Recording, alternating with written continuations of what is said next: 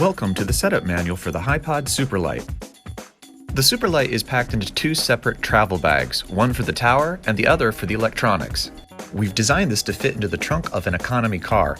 You can see there are two shoulder straps on the tower bag to help carry it around, and the same on the camera bag with a handle.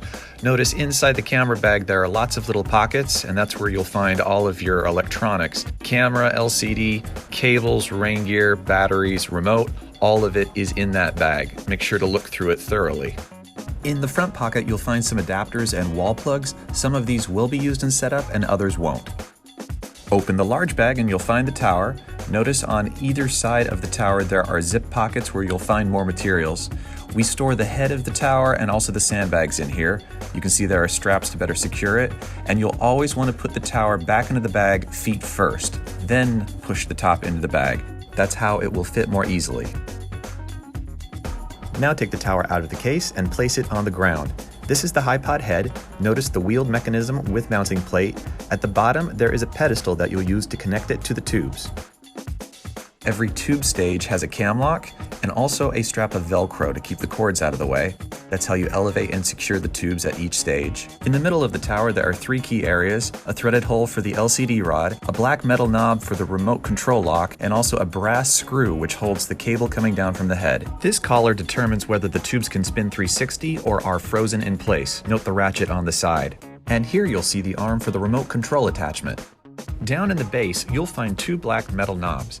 These secure the legs in place once set into position so they can't move. There's two on the unit, here are their positions.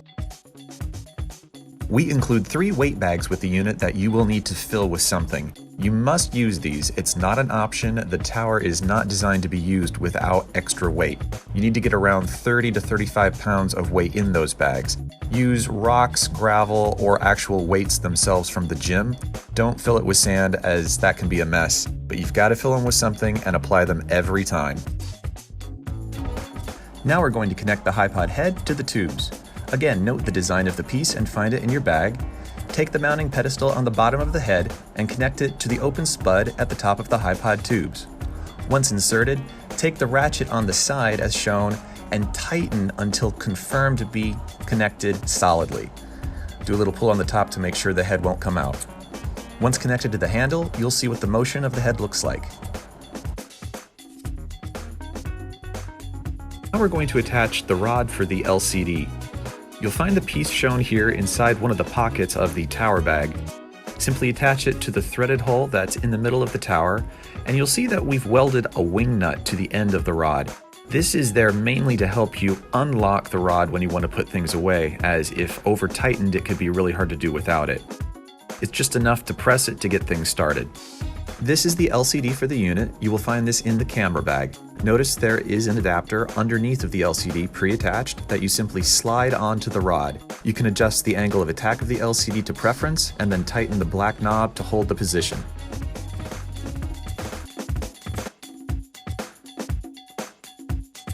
This handle has a black cylinder with a cable coming out of it. This allows for a lot more control over the tilt functions to smooth and finesse your shot. The handle will be pre-attached, but you can take it off by unscrewing the black knob on the left. Let's take the same remote, the groove and the connector, and just slide the remote onto this arm. It will snap into place.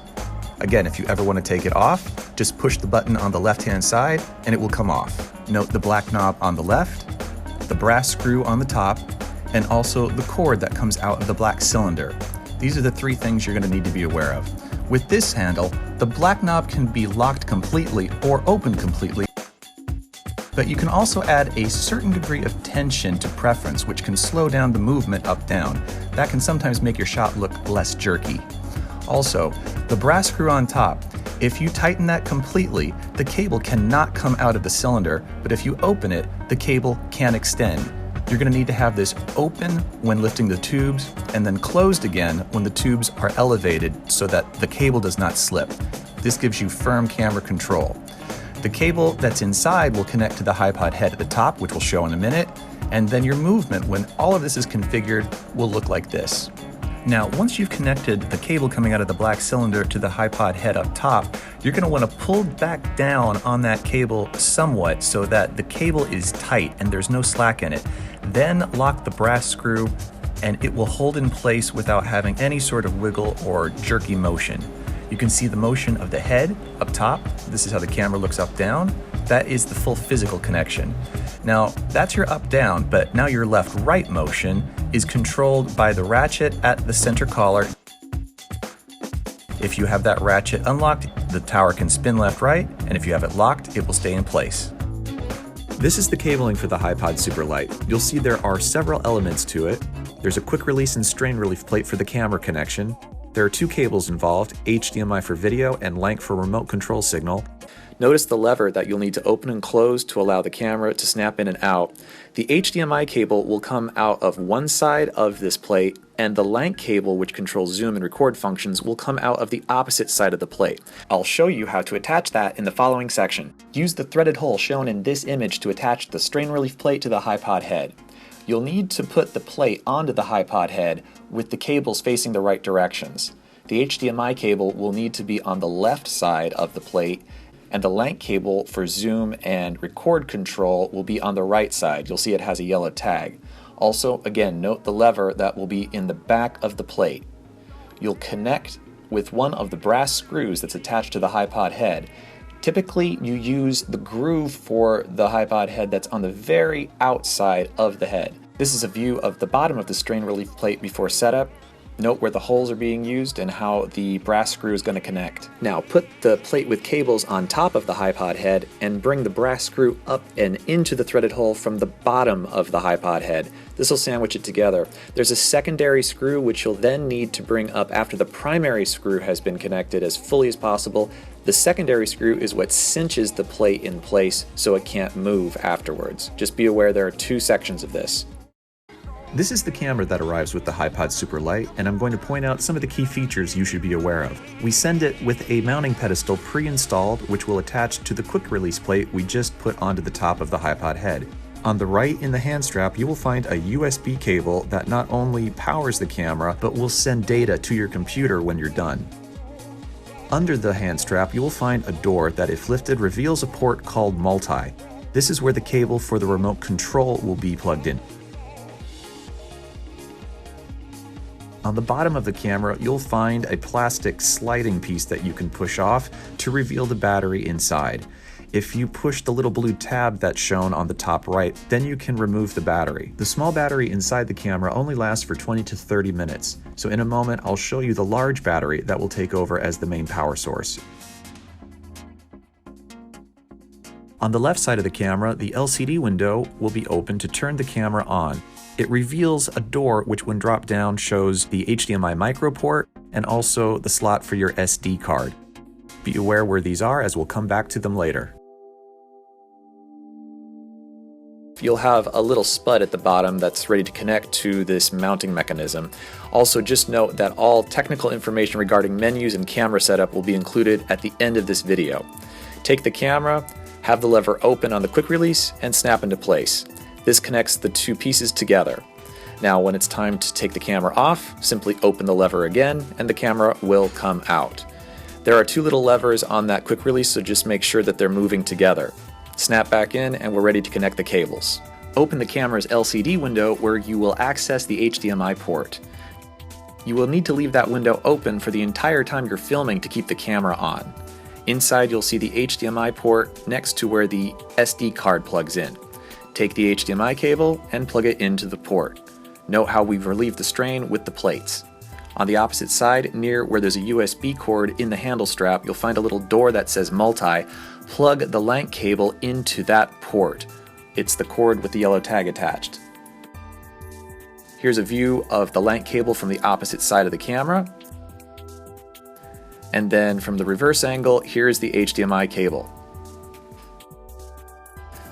Now we're going to set up the camera battery.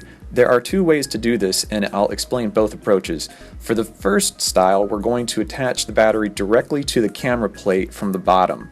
To do so, take the brass screw, the second one that's on the head, and there's a third in your overall case for the tower, and then sandwich the battery to the plate so that it's hanging down from the bottom. This has the benefit of keeping all of the cables neat, which I'll show in a moment, but it does add a little bit more weight to the head. So depending on your preference, you might want to mount it here or to the spot we'll go over next. The cable you will use to connect the camera to the battery itself looks like this.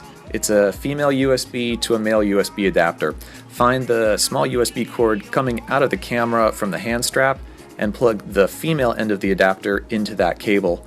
Run the cable over to the battery using the male end of the USB to connect to the battery. You may need to click the battery to activate it and turn it on so it begins to provide power. Now this next section is regarding cable management. You will have all of this extra slack with the battery adapter, and you're going to want to take that up and hold it inside of the camera's hand strap. Open up the Velcro, wind it up a few times, and then just Velcro it shut. This helps to keep the cables neat and out of the way so you won't have the cables catching at any point on the unit. More broadly, cable management is one of the most important parts of operating and owning a hipod.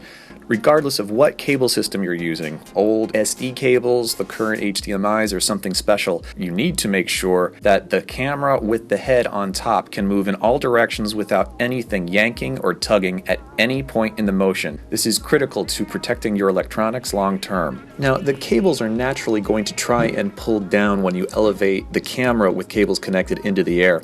Without the strain reliefs we've designed, you'll cause damage on the cable tips, bending the cables eventually, or you can actually widen the port in the camera, which there is no way to fix. If you ever replace your cables, you must thread them back through the strain reliefs, whether they be for the remote or for the camera connectors. Also, how you treat the cables before and after a filming session can make all the difference. Banging them around, knocking into things, stepping on the cables needs to be avoided at all costs. Proper cable management can literally make the difference between a functional or a non-functional system on game day. On the right side of your LCD, you will find the HDMI port. Find the standard size HDMI cable that's at the bottom of the cable bundle and plug it into the port. Now we're going to attach the battery to the LCD. You see on the back there's a long strip of Velcro, and note where the DC port is on the right side from the reverse angle of the LCD. Here's the battery for the screen. You'll notice there are two USB ports on the top. Yours might look different as they do change over time. Simply stick it to the back of the screen. Inside of your case with some of the other cabling, you'll find a plastic bag with a standard to standard USB cable inside. This is what you're going to use to send power into the screen. Note on the right side of the screen there is a USB port which you're going to plug into, and then run the cable around to the opposite side where you have the two ports for the battery. Once the cable is connected, the battery should start to light up, whether you have this model or a different version. And you can turn it on at the front with the power button. Without any video image being sent to it, it will show no signal for the moment. Now we will review the remote and its cable. Here is the port that the cable will plug into on the remote. You'll see it has kind of a shell around the port. There is a black plastic slider which will come up behind the cable head to more firmly secure it in place. This button is the release button for the remote on its arm, which we've reviewed earlier. And this is the slow zoom switch. I want to point this out because you always want it turned off. It is so slow, if ever activated, it almost does not function. Now I'm going to spend some time talking about the remote cable. This is the end for the remote and what it looks like. Notice there's a white plastic shell around the head of the cable tip. This is designed as a strain relief. It fits into the mold that is recessed in around the port of the remote where it connects. You can see it shifts forward at times, which you're going to need to be aware of, and push it back onto the cable head. If it is shifted forward, it may connect enough so that the power button on the remote turns on, showing that it's connected, but you won't get zoom or record functions on the remote. That means you've only got a half connection. If pushed back fully on the cable head, you should see the silver end of the tip enough so that it pops out of the strain relief, and then it will fully connect into the remote. You can always take it off if you need for testing, but please try and put it back as it does protect the cable. This is how it'll look when you have the cable plugged in. Notice the black plastic slider that's going to move into position directly behind the cable head. That helps to even more firmly hold everything in place. Now let's review some of the buttons and features on the remote. Here is the power light, which shows that the cable is connected and power is running into the remote. You have your wide and tight zoom toggle. The record button, which makes your clips start and stop. On the side, there's the button which releases from the arm. You have the power button, which I'll get to in a minute, and then the photo/lock slider. You can take a picture with it, or if slid down, the entire remote will freeze up. If in the lock position, you can't zoom, you can't record, it won't do anything. The grid line button is rarely used, but you can play around with it. Now the power button. Some coaches think that by turning the camera off with the power button, they are saving energy. And while that's true, it's unnecessary and causes more problems. When you turn that camera back on, you're drawing power from the small battery inside the camera rather than the larger battery on the side. So don't turn off the camera unless absolutely necessary. You have 5 hours of power, and in standby mode, it can go up to 10. Now it's time to put the tubes into the air. Every single tube stage has a collar and a cam lock with a piece of Velcro above. You will always open the cam lock below the tube section that you want to elevate. Open the lock, push the tube into the air, and then close the lever again to hold it in place. The collar will squeeze the tube. This is when you would use the Velcro to hold the cables against the tower so they stay organized and out of the way.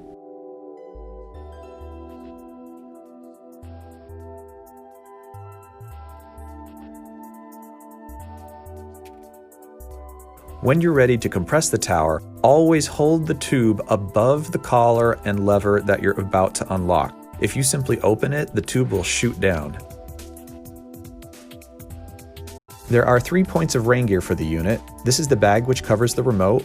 There's a zipper that goes along the side of the clear plastic, which you can adjust and hold into place with a piece of Velcro at the very top. And then the bag is opened at the bottom where you can either put your hand inside or you can control it from on top of the plastic as well. The rain gear for the LCD looks like this. It simply goes over the screen and connecting cables and the battery in the back.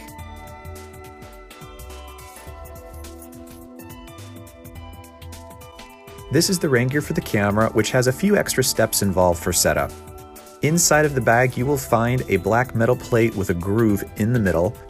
To mount the rain gear for the camera, you'll put the plate on which that rain gear sits directly under the strain relief plate where you mounted the camera.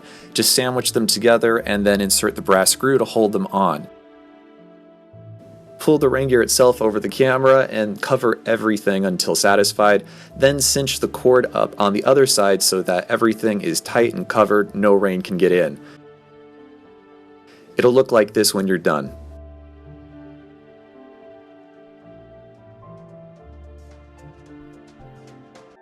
Now that the tower is set up, I'm going to go over some important things you should know about your camera. Now, if you want the camera's text and record data to show on the LCD while you're recording, follow these steps. From the default screen, hit the menu button and then select Camera Mic in the top middle. It'll bounce you into a scroll window and then look for Scene Selection. Your display will change to look like this. Then on the far right, you'll see an arrow on the bottom. Go ahead and click on that and leave your screen here. You'll see Standby, which turns into Record, and Battery Life.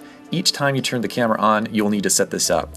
Now, to program your camera so it won't auto turn off after a few minutes, you'll do this. Go to Setup, and then scroll down until you see something that either says Power Save or Eco Mode, and then go ahead and click into that, and then turn Power Save or Eco Mode off. It varies based on which model you have. Also, if you see an option which says Demo Mode, you'll want to go into that and turn it off as well. Continuing with camera settings, this is something you're going to need to do at first time setup only.